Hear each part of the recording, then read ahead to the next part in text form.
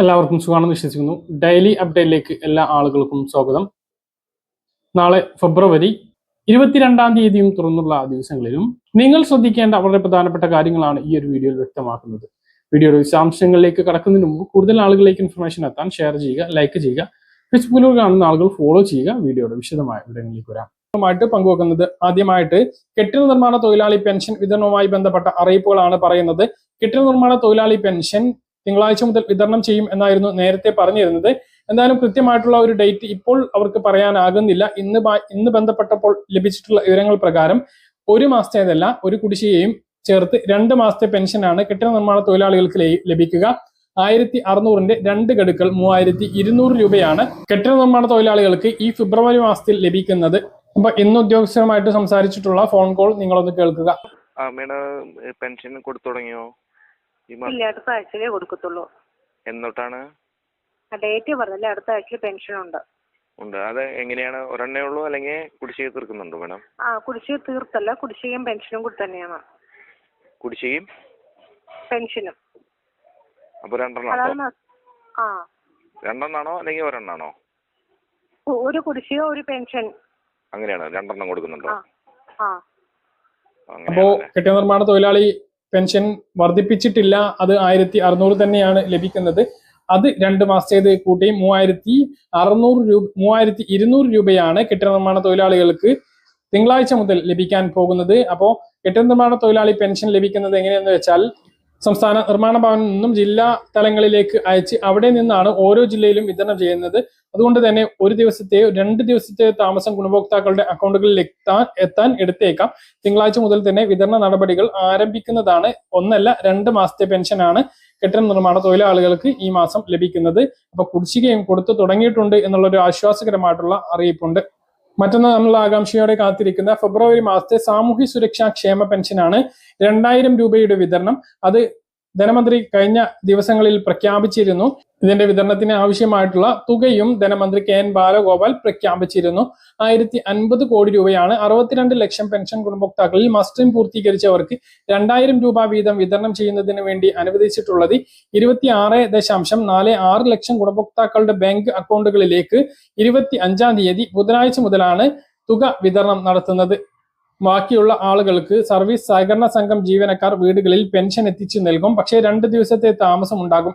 Treasury മുഖാന്തരം service സഹകരണ സംഘങ്ങളിലേക്ക് തുകയും അതുപോലെ തന്നെ ലിസ്റ്റും എത്തേണ്ടതുണ്ട്. അത് കട്ട് ചെയ്ത് വീടുകളിൽ എത്തി വിതരണം ചെയ്യേണ്ട ഒരു താമസം വീടുകളിൽ പെൻഷൻ സ്വീകരിക്കുന്ന ആളുകൾക്കുണ്ടാകും. അപ്പോൾ ബാക്കിയുള്ള ബാങ്കിലെത്തുന്ന ആളുകൾക്ക് ബുധനാഴ്ച തന്നെ തുക എത്തിച്ചേരുന്നതാണ്. ബുധനാഴ്ച വൈകുന്നേരത്തോട് കൂടിയിട്ടാണ് തുക അക്കൗണ്ടുകളിലേക്ക് എത്തിച്ചേരുന്നത്. 2000 രൂപയാണ് ഫെബ്രുവരി മാസത്തെ പെൻഷൻ, ക്ഷേമ പെൻഷൻ എത്തിച്ചേരുന്നത്. ഇവർക്ക് ഈ മാസം ഒരു മാസത്തെ പെൻഷൻ മാത്രമാണ് ഉള്ളത്. അതായത് ഇപ്പോൾ കുടിശ്ശികയൊന്നും ഇല്ലാത്തത് കൊണ്ട് തന്നെ ഒരു മാസത്തെ പെൻഷൻ മാത്രമാണ് ഉള്ളത്. 2 മാസത്തെ എന്ന് പറയുന്നത് കെട്ടിട നിർമ്മാണ തൊഴിലാളികൾക്കാണ്. അവർക്ക് 2 മാസത്തെ പെൻഷനാണ് ഈ ഫെബ്രുവരി മാസത്തിൽ ലഭിക്കുന്നത്. അവർക്ക് 17 മാസത്തേതാണ് കുടിശ്ശികയുള്ളത്. ഇനി സ്ത്രീ സുരക്ഷാ പെൻഷൻ ഫെബ്രുവരി മാസത്തിലാണ് ആദ്യ വിതരണം നടന്നത്. ഇനി മാർച്ച് മാസത്തിൽ ഉണ്ടാകും. മാർച്ച് 10-ന് ശേഷം സ്ത്രീ സുരക്ഷാ പെൻഷൻ വിതരണം ഉണ്ടാകും. അതായത് ഇപ്പോൾ ഉള്ള ഫെബ്രുവരി മാസത്തിൽ വിതരണം ചെയ്തത് 10 ലക്ഷത്തിലധികം ആളുകൾക്കാണ് എങ്കിൽ അടുത്ത വിതരണത്തിൽ 15 ലക്ഷത്തിലധികം ആളുകൾക്ക് ഉണ്ടാകും എന്നാണ് ഇപ്പോൾ നമുക്ക് ലഭിക്കുന്ന സൂചനകൾ. അപ്പോൾ അപേക്ഷകൾ നൽകിയിട്ടുള്ള ഭൂരിഭാഗം കൂടുതൽ ആളുകൾക്ക് അടുത്ത ഗഡു മാർച്ചിലെ ഈ സ്ത്രീ സുരക്ഷാ പെൻഷൻ 1000 രൂപ എത്തിച്ചേരുന്നതാണ്. ഇതാണ് ഏറ്റവും പുതിയ പെൻഷൻ അറിയിപ്പ്. വൈദ്യുതി സംബന്ധമായിട്ടുള്ള പരാതികൾക്ക് ഇനി സെക്ഷൻ ഓഫീസുകളിൽ വിളിക്കണം എന്നില്ല. 94 96 00 1912 എന്ന നമ്പർ മൊബൈലിൽ സേവ് ചെയ്ത് വാട്സപ്പിലൂടെ പരാതികൾ അറിയിക്കാവുന്നതാണ് എന്ന് KSEB അറിയിച്ചു. സംസ്ഥാനത്ത് അന്തിമ വോട്ടർ പട്ടിക പുറത്തിറക്കി. 2.69 കോടി വോട്ടർമാരാണ് സംസ്ഥാനത്തുള്ളത്. www.electoratesearch.eci.gov.in എന്ന വെബ്സൈറ്റ് ലിങ്കിലൂടെ വോട്ടർ ID കാർഡ് നമ്പറോ പേരോ അല്ലെങ്കിൽ ബന്ധുവിൻ്റെ പേര്, മൊബൈൽ നമ്പർ, ജനനതീയതി, വയസ്സ് ഇവയിൽ ഏതെങ്കിലും ഒന്ന് ഉപയോഗിച്ച് നിങ്ങൾ വോട്ടർ ലിസ്റ്റിൽ ഉൾപ്പെട്ടിട്ടുണ്ടോ എന്ന് സെർച്ച് ചെയ്യാവുന്നതാണ്. സംസ്ഥാനത്ത് മഴ മുന്നറിയിപ്പുണ്ട്. ബംഗാൾ ഉൾക്കടലിൽ ന്യൂനമർദ്ദം ഉള്ളതിൻ്റെ അടിസ്ഥാനത്തിൽ 5 ജില്ലകളിൽ യെല്ലോ അലർട്ടാണ്. തിരുവനന്തപുരം, പത്തനംതിട്ട, കൊല്ലം, ഇടുക്കി, കോട്ടയം ജില്ലകളിലാണ് യെല്ലോ അലർട്ട്. ഇന്നും നാളെയും കടലിൽ പോകരുത് എന്ന മുന്നറിയിപ്പുമുണ്ട്. കേരള മദ്രസ അധ്യാപക ക്ഷേമനിധിയിൽ ചേർന്ന് 2 വർഷം മുടങ്ങാതെ അംശാദായം അടച്ചിട്ടുള്ള 25 മുതൽ 55 വയസ്സിന് ഇടയിൽ പ്രായമുള്ള മദ്രസ അധ്യാപക ക്ഷേമനിധി അംഗങ്ങൾക്ക് 5 ലക്ഷം രൂപ പലിശരഹിത ലോൺ ലഭിക്കും. 10 വർഷം കൊണ്ട് തിരിച്ചടച്ചാൽ മതി. ഇത് സംബന്ധിച്ച കൂടുതൽ വിവരങ്ങൾക്ക് 0495 29 66 577 എന്ന നമ്പറിലോ അല്ലെങ്കിൽ 91 88 230 577 എന്ന നമ്പറിലോ ബന്ധപ്പെടാവുന്നതാണ്. അപേക്ഷിക്കേണ്ട അവസാന തീയതി ഫെബ്രുവരി 28 ദേശീയപാത ടോൾ പ്ലാസകളിൽ ഏപ്രിൽ 1 മുതൽ പണം സ്വീകരിക്കില്ല. ഒന്നെങ്കിൽ വാഹനത്തിൽ ഫാസ്ടാഗ് ഉണ്ടായിരിക്കണം, ഇല്ല എങ്കിൽ മൊബൈൽ ഫോണിൽ UPI പേയ്മെൻറ്റ് നടത്താനുള്ള സംവിധാനം വേണം. സ്വർണ്ണവിലയിൽ ഇന്ന് വലിയ വർധനവുണ്ടായി. ഗ്രാമിന് 175 രൂപ കൂടി 14,600 രൂപയും പവന് 1,400 രൂപ കൂടി 1,16,800 രൂപയിലും എത്തി. ബാങ്ക് അക്കൗണ്ടുള്ള മിക്ക ആളുകൾക്കും ഇന്ന് UPI ആപ്പുകളുണ്ട്. ഗൂഗിൾ പേ, ഫോൺ പേ അടക്കമുള്ള UPI ആപ്പുകൾ ഉപയോഗിക്കുന്നുണ്ട് എങ്കിൽ നിങ്ങൾ തീർച്ചയായിട്ടും ഈ കാര്യം ശ്രദ്ധിക്കുകയും സൂക്ഷിക്കുകയും വേണം. കാരണം നിങ്ങളുടെ സമ്മതമില്ലാതെ ഓട്ടോ പേ വഴി പണം നഷ്ടപ്പെടാനുള്ള സാധ്യത ഏറെയാണ്. ഇങ്ങനെ ഓട്ടോ പേ വഴി നടക്കുന്ന ഇടപാട് റദ്ദാക്കാൻ സംവിധാനവും ഇല്ല. രാജ്യത്തെ നിരവധി ഉപഭോക്താക്കളുടെ പണമാണ് ഇതുപോലെ നഷ്ടപ്പെട്ടത്. പരാതികൾ കുമിഞ്ഞു കൂടിയതോടെ ഉപഭോക്താവിന്റെ അനുമതിയില്ലാതെ ഓട്ടോ പേ സംവിധാനം പ്രവർത്തിക്കുന്നതിനെ കുറിച്ച് പരിശോധിച്ച് നടപടി സ്വീകരിക്കാൻ UPI സാങ്കേതിക വിദ്യയുടെ ഉടമയായ നാഷണൽ പേയ്മെന്റ് കോർപ്പറേഷൻ ഓഫ് ഇന്ത്യയോട് റിസർവ് ബാങ്ക് നിർദ്ദേശിച്ചിട്ടുണ്ട്.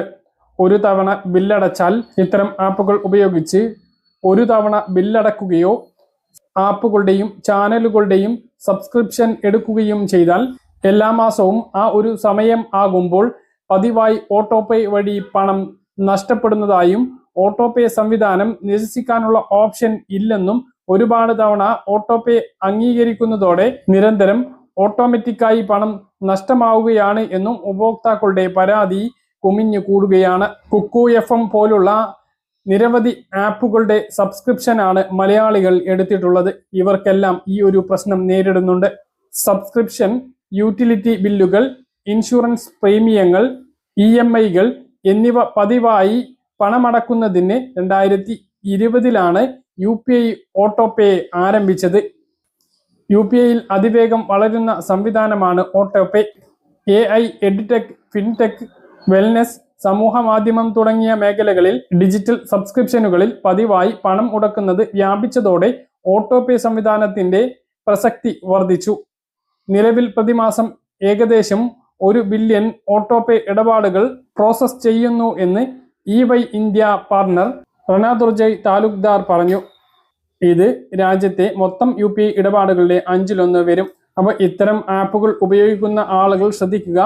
കൃത്യസമയത്ത് നമ്മുടെ സബ്സ്ക്രിപ്ഷനുകൾ അല്ലെങ്കിൽ EMI മറ്റ് സേവനങ്ങൾക്കുള്ള ബില്ലുകൾ നമ്മൾ അറിയാതെ തന്നെ നമ്മുടെ അക്കൗണ്ടുകളിൽ നിന്ന് പോകും എന്നുള്ളതാണ് ഓട്ടോ പേയിലൂടെ പ്രശ്നം.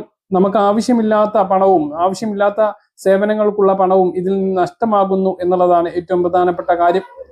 അടുത്ത അറിയിപ്പ്, KYC നടപടി പൂർത്തീകരിക്കേണ്ടതുണ്ട്. ബാങ്ക് അക്കൗണ്ടുകളിലൂടെ സേവനങ്ങൾ ലഭിക്കുന്ന ആളുകൾ, പ്രത്യേകിച്ച് ക്ഷേമ പെൻഷൻ, ഇപ്പോൾ ആരംഭിച്ചിട്ടുള്ള സ്ത്രീ സുരക്ഷാ പെൻഷൻ, കേന്ദ്ര സർക്കാരിന്റെ PM കിസാൻ സമ്മാൻ നിധി, തൊഴിലുറപ്പ് വേതനം അടക്കമുള്ള നിരവധി സേവനങ്ങൾ ലഭിക്കുന്ന ആളുകൾ KYC മെസ്സേജ് വന്നിട്ടുണ്ട് എങ്കിൽ KYC നടപടി പൂർത്തീകരിക്കണം. ഇല്ല എങ്കിൽ പെൻഷനും സ്ത്രീ സുരക്ഷാ പെൻഷനും എല്ലാം മുടങ്ങുന്ന സാഹചര്യം ഉണ്ടാകും. അതുകൊണ്ട് തന്നെ എല്ലാവരും KYC നടപടി പൂർത്തീകരിക്കണം. ഇപ്പോൾ ആരംഭിച്ചിട്ടുള്ള സ്ത്രീ സുരക്ഷാ പെൻഷൻ പല ആളുകൾക്കും മെസ്സേജ് വരികയും തുക അക്കൗണ്ടുകളിലേക്ക് എത്താത്ത അവസ്ഥയും ഉണ്ടായിരുന്നു. അങ്ങനെയുള്ള ആളുകളെല്ലാം KYC നടപടി പൂർത്തീകരിക്കുകയും അക്കൗണ്ടിൽ നൽകിയിട്ടുള്ള വിവരങ്ങൾ കൃത്യമാണ് എന്ന് ഉറപ്പുവരുത്തുകയും ചെയ്യുക. പല ആളുകളും ബാങ്കിൽ അന്വേഷിക്കാതെ അക്കൗണ്ട് വിവരങ്ങൾ നൽകി സ്ത്രീ സുരക്ഷാ പെൻഷൻ ലഭിക്കാത്ത അവസ്ഥ ഉണ്ടായിട്ടുണ്ട്. അതായത് അക്കൗണ്ട് നിർജീവമായത് അവർ പോലും അറിഞ്ഞിട്ടില്ല എന്നുള്ളതാണ്. ബാങ്കിൽ എത്തിയപ്പോഴാണ് അവരുടെ അക്കൗണ്ട് സജീവമല്ല എന്ന് അറിയുന്നത്. അങ്ങനെയുള്ള ആളുകൾ നിങ്ങളുടെ അക്കൗണ്ട് സജീവമാക്കുകയോ അല്ലെങ്കിൽ മറ്റൊരു അക്കൗണ്ട് മാറ്റി നൽകുകയോ ചെയ്യേണ്ടതാണ്.